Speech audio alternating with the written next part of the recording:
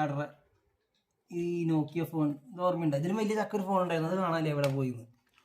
പിന്നെ ഇതാണ് എനിക്ക് ആദ്യമായിട്ട് കിട്ടിയിട്ടുള്ള ഫോൺ. ഇതാണ് ഞാൻ കോളേജിലേക്ക് ആദ്യമായിട്ട് കൊണ്ടുപോകുന്നത്. ഇത് ഡാഡി ഗൾഫിൽ നിന്ന് എത്ര 3100 ആയിട്ടാണ് ഈ ഫോണിന്റെ നമ്പർ. ബ്രഷ് തേങ്ങുന്നത് മറ്റേ ഉർവശിയാണ്. ഇത് ബ്രഷ് ഒന്നും ഇല്ല. ഇത് 3100 ഇതാണ് ആദ്യം കൊണ്ടുവരുന്നത്. പിന്നീട് കിട്ടിയത് ഫോണ് ഇതാ നോക്കിയ എക്സ്പ്രസ് മ്യൂസിക്.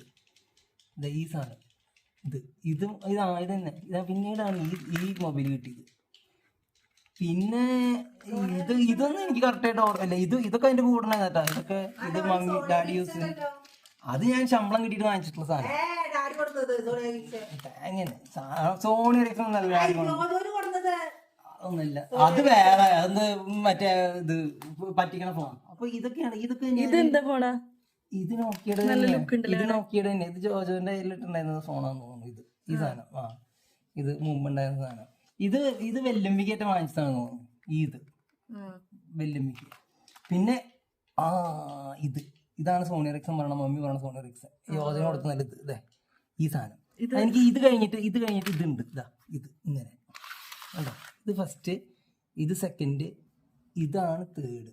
ഇത് ആക്ച്വലി ഞാൻ ജോലിക്ക് പോയി തുടങ്ങിയതിന് ശേഷം, അതായത് ആ ടൈം ഫ്രെയിമിലൊക്കെ കിട്ടിയിട്ടുള്ള സാധനമാണ് ഇത്.